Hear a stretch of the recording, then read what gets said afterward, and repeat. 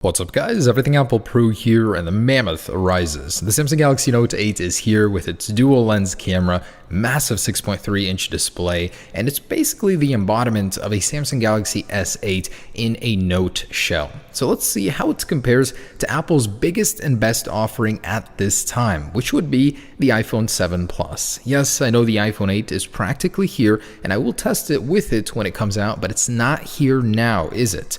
Anyways, let's go ahead and see how these compare in an ultimate speed test and see which one is the dominant winner. Apple with its A10 chip, which has proved to be quite the competition, as no smartphone has been able to surpass it, but the Note 8 comes with an additional gigabyte of RAM. So let's see if that makes an impact in a speed and day-to-day real-life usage comparison. And I just wanted to mention that using these things side by side makes my iPhone 7 Plus feel ancient. This thing is massive, dominated by that crystal clear OLED display.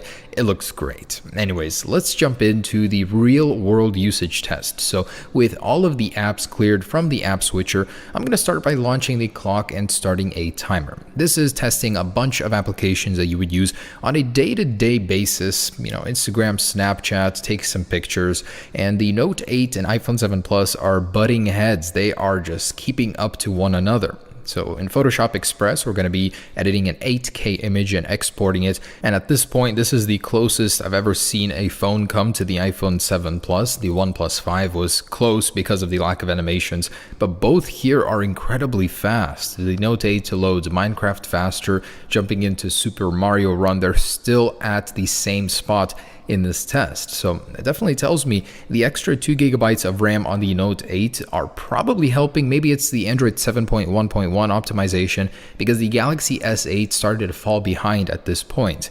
iPhone 7 Plus barely stretches forward, as the loading time on Asphalt was a little bit long on the Note 8, but both are still on the same application at this point. And by the way, the Galaxy Note 8 isn't utilizing its screen completely. In order to keep up with the iPhone 7 Plus, it has to be in full HD display mode. If it was actually running in QHD, I think this test would be a much different test, but most people will be using it in this mode, so that's only fair. Now, this is where the iPhone 7 Plus starts to surge forward in a lot of those basic applications, web-based, Amazon, Netflix, Uber, SoundCloud. It's definitely pushing forward, but the Note 8 is just a couple steps behind. I mean, this is such a small margin. You're really not going to notice that much in your day-to-day usage. I was very impressed with the Note 8 and just how it kept up with the iPhone 7 Plus.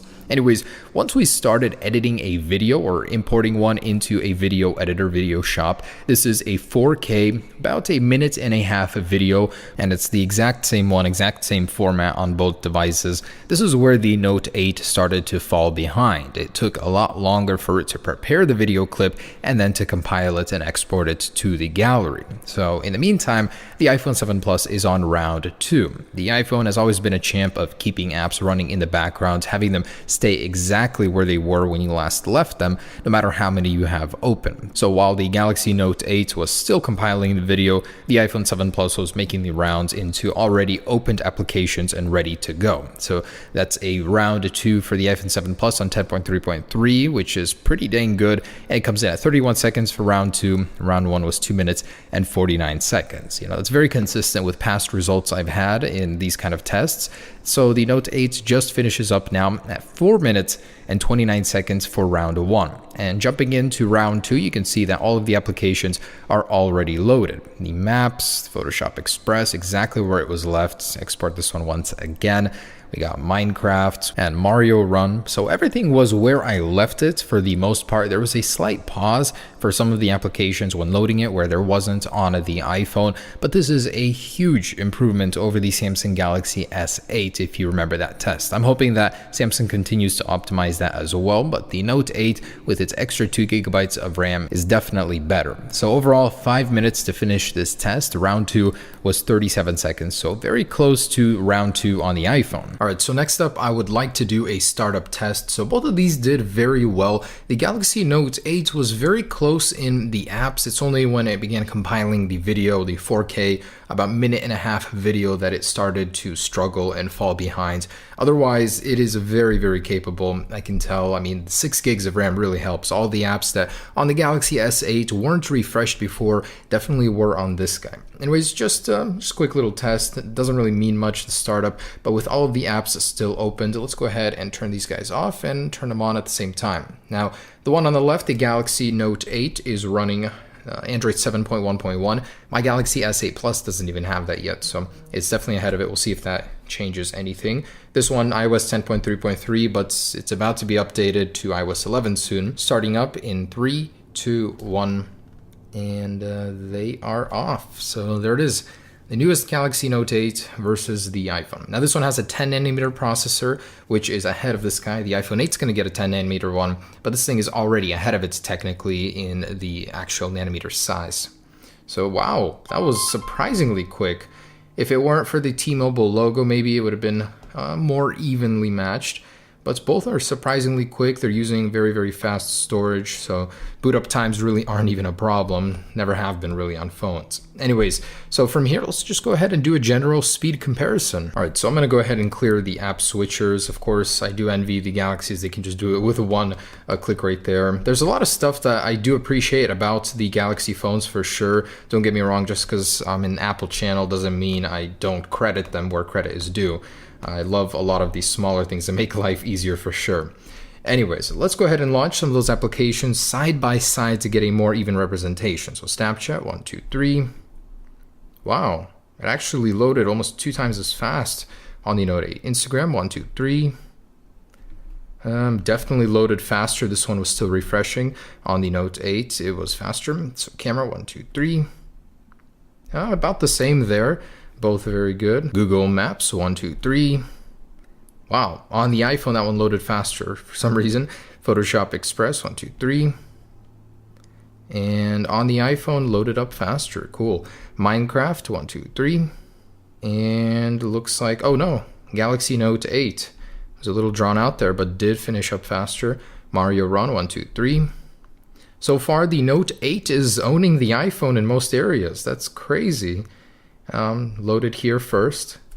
Wow, the processor definitely is very evenly matched in terms of gigahertz speed. This one is an octa-core, though this one is only a quad-core. 1, 2, 3. Definitely seeing that difference here. I was not seeing this with the Galaxy S8. I'm very impressed. Again, this one was a little bit more evenly matched, actually. Grand Theft Auto, 1, 2, 3. There's a little lag when you click on the app before it launches, which I don't like. But it is ahead on this one as well. All right, moving on to Zynga, 1, 2, 3, poker. And iPhone seems to be ahead, yes, on that one. Web-based app, Netflix, 1, 2, 3. And faster on iPhone, the web-based stuff. Very, very close test. I'm very surprised by the Note 8. Again, it is the newer version. It's not really competing with the 7 Plus anymore. It's supposed to be competing with the iPhone 8, and we'll do that test later on, of course. But for the most part, I'd say that individual app launching, it was faster for most apps. All right, so let's go ahead and do some browser tests using the native Chrome browser and Safari on the iPhone. So starting with reddit.com, 1, 2, 3. And the iPhone loaded that one just a tad bit faster. And CNN.com, 1, 2, 3. Again, the iPhone loaded that one just a second faster. Let's try Apple.com, 1, 2, 3. And of course, Apple's native hometown, it loaded first. Let's try Samsung, 1, 2, 3. And wow, of course, this one loads its hometown first, Samsung.com. Cool. All right, so next up, let's take a look at the Geekbench scores here. This is going to be a very close one. I'm very excited to see how they compare. So this shows the lowest speed 1.9 gigahertz cores, but it goes up to 2.35, which is very evenly matched with this guy. They both go up to that peak gigahertz speed. So let's go ahead and run this benchmark here. See what we got. All right, and here it is, the moment of truth. We're pretty familiar with the iPhones. Usually gets around 6,000 multi-core score and 3.5 single core score. I've seen it go up to 3,600. And it's about the same as the Galaxy S8. 1880 single core, and multi is about 6269. So it beats out the iPhone on multi, but then again, it has a octa-core processor, double that of the iPhone, and with half of the resources, it still makes do. I mean, look at that single core score. That's ridiculous. Very awesome to see some real competition in smartphones though. Anyways, one more. Let's go ahead and do an Antutu. This will factor in the GPUs as well. And just for fun, I want to go ahead and test the actual temperature of these devices under full load like this, under benchmarks. So I want to see the hottest point on both of them.